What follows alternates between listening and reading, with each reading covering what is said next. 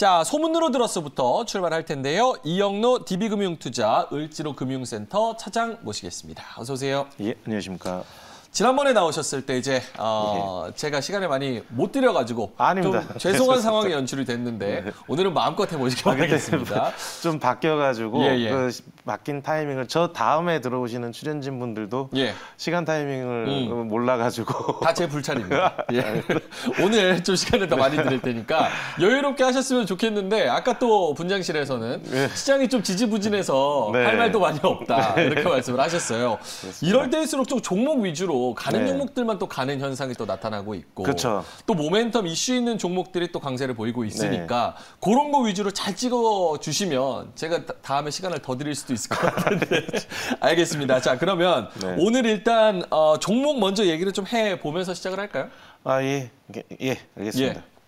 제가 오늘 지금 갖고 온 거는 이제 어제 장 이후에 공시를 좀 했습니다. 이제 MS 오토텍에서 명신산업 황성이라는 자회사를 이제 흡수합병한다.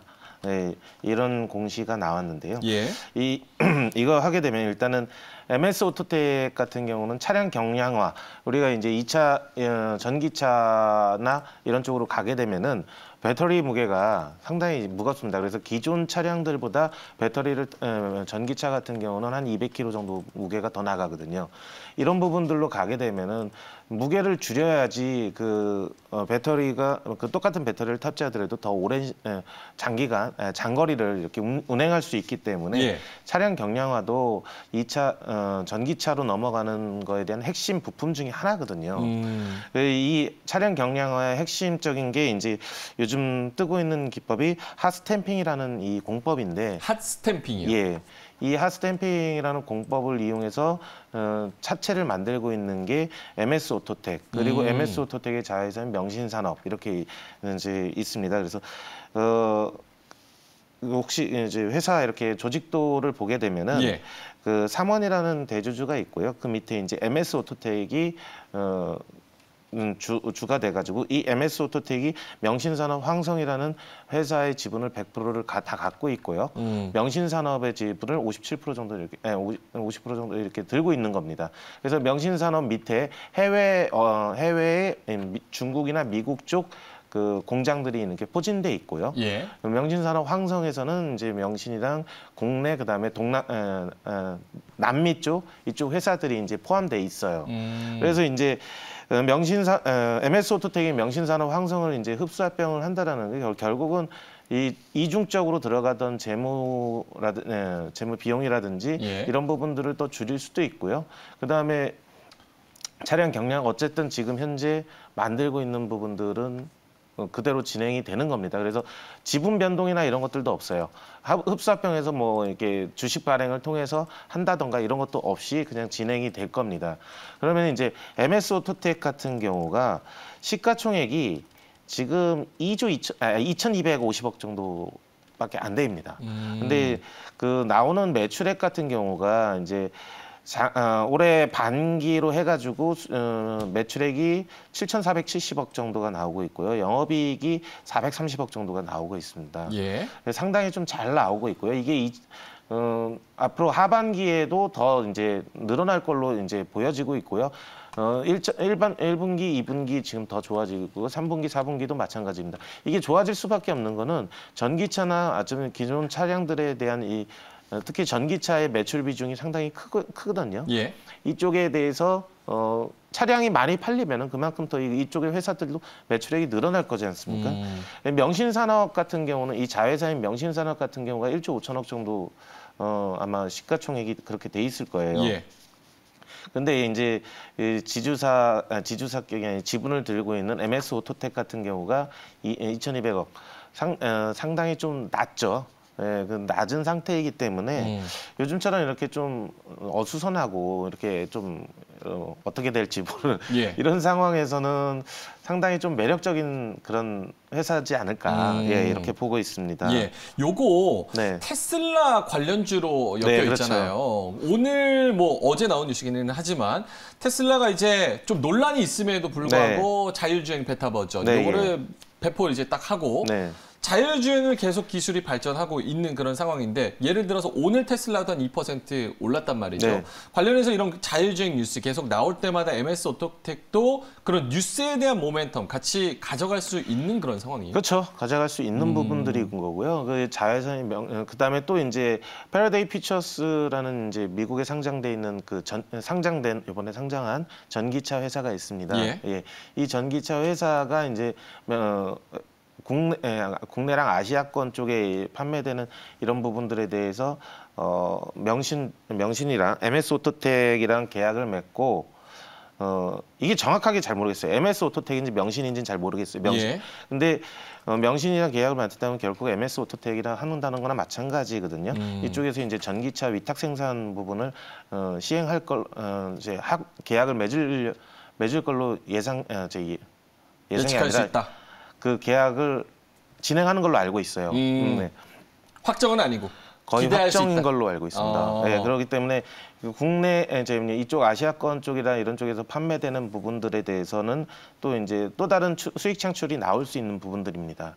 그렇기 때문에 상당히 좀 좋아 보여요.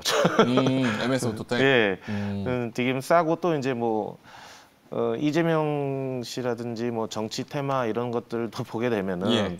결국 이제 군산 쪽에서 이제 그 쌍용차라든지 이런 쪽에 공장이 좀 폐쇄돼 가지고 상당히 좀 어려움이 많이 있었지 않습니까? 예.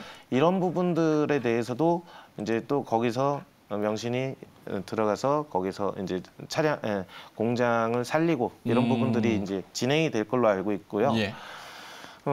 에디슨 모터스인가요? 네, 이쪽도 전기차지 않습니까? 그렇죠. 전기차나 이런 부분들을 계속적으로 하게 되면 국내에서도 현대 기아차의 매출 비중이 절대적이었거든요.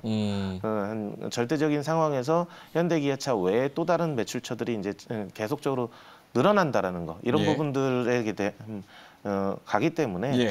향후 매출액이나 이런 부분들은 전반적으로 더 좋아질 걸로 예상이 되고 있는 겁니다. 알겠습니다. 지금 뭐 기사를 찾아보니까 합병기일은 11월 30일. 네.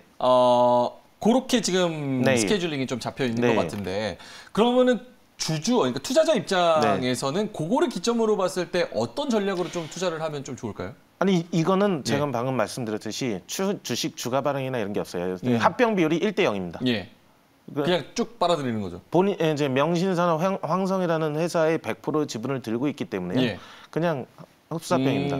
예. 그러니까 뭐 주가에는 그렇게 크게 뭐 그렇죠. 임팩트나... 주식 발행 수량이 늘어난다던가 뭐 예. 이렇게 해서 희석되는 효과나 이런 것들도 없고요.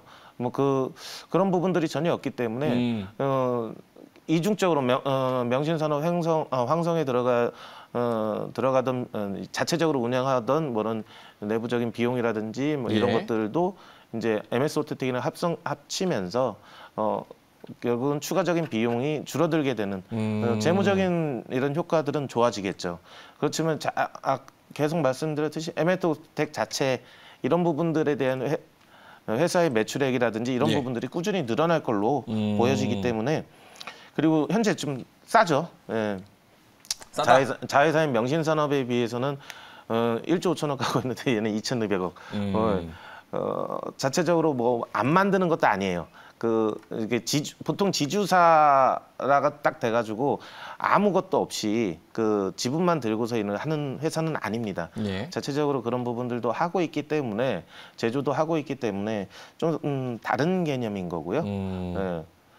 그다음에 명신산업의 그 지분법 평가를 놓고 봤을 때도 할인하고 한다 하더라도 최소한 뭐 3천억 정도까지는 잡아줘도 되는 거 아닙니까? 잡아준다라고 하면은 MS 오토텍의 시가총액보다는 훨씬 예. 더 많은 지분을 갖고 있다라고 봐도 되는 거죠. 알겠습니다. 최근 주가 관련해서 조금만 더 코멘트를 들어볼게요. 지금 MS 오토텍 같은 경우 보니까 네. 주가가 지금 9월 초부터 쭉 밀려 나왔어요. 7,200원부터 지금 6,300원까지 내려온 예. 그런 상황인데 요거는 뭐 이유가 있어서 그런 건지 아니면 시장이 전체적으로 밀려서 같이 밀린 건지. 특별한 거는 없어요. 특별한 건 없다. 어쨌든 뭐 기업에 운영되는 거나 이런 것들은 다 했고 지금 현재 최근 들어서 막 이렇게 주가가 보게 되면 9월 달 들어서라든지 이렇게 쭉 가는 거는 9월 달 들어서 장이요. 2차 전지 소재주 외에는 움직이지 않았습니다. 알겠습니다. 자, MS 오토텍 오늘 좀 올라갈 수 있을지 그리고 앞으로도 주가 위쪽으로 좀 올라갈 수 있을지 기대를 좀 해보겠습니다. 네. 시간이 조금 남아서 오늘 장 어떻게 보시는지 프리뷰를 좀 해볼까요? 일단은 어제 최근 들어서 그저께 같은 경우는 이제 유럽 미국하고 유럽하고 약간 조금 반대되는 거 보게 돼. 미국 같은 경우는 기술주인 나스닥 지수는 좀 빠졌고 다우는 좀 올랐고 이렇게 보게 되면은 지금 아침에 이제 장 말씀하실 때도 여러 가지 이런 요건들이 보게 되면은 상당히 어떤 방향성이 없어요. 그러니까요. 네. 그게 더 진짜 어려운 것 같아요. 방향성이 확실하게 주어진다라면은 묻고 더블로 가든지 이렇게 할 텐데 방향성이 주어지지 않고 유럽장도 마찬가지입니다. 혼조세를 이루는 것 같아요. 어제 같은 경우는 전반적으로 약간 좀 올랐지만 또 어떤 부분에 대해서는 또 빠지고 또 다른 이제 또 어제 중국의 이슈가 나왔죠. 전기가 블랙아웃이 진행된 부분이 있는데 이 부분 같은 경우도 가면 갈수록 이제 겨울철 다가오게 되면은 중국의 이제 이런 전기 수급 부분이나 이런 부분들이 심각하게 좀 갈 수도 있어요. 그러면 이제 어떤 차질이라든지 이런 부분들이 계속 진행될 걸로 보여지기 때문에 테이퍼링이 시작되거나 지난번에도 말씀드렸죠. 테이퍼링이 시작되고 뭐 이런 부분들 나오기 전까지는 상당히 옆으로 횡보하는 장세 이렇게 보여지고 있는데요.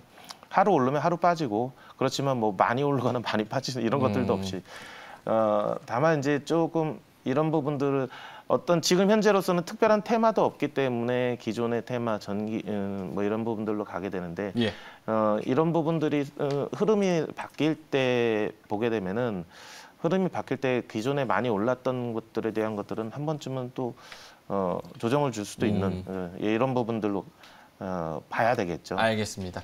방향성이 뚜렷하게 없기 때문에 제 말도 그래도 방향성이 없이 지금 것 같아요.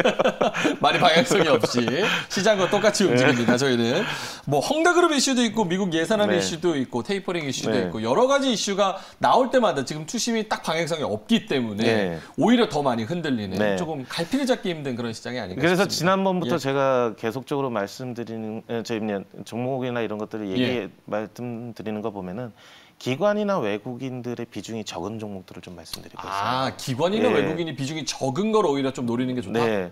저는 이제 좀 그런 뭐를 좀 갖고 있는 게 아니라 한번 노려보는 것도 괜찮지 않을까. 관심 종목으로?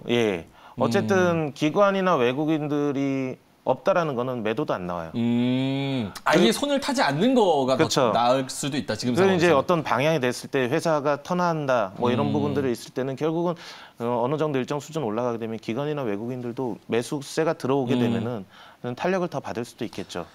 알겠습니다. 자, 이영로 DB금융투자 을지로금융센터 차장과 이야기 나눠봤습니다. 오늘 고맙습니다. 감사합니다.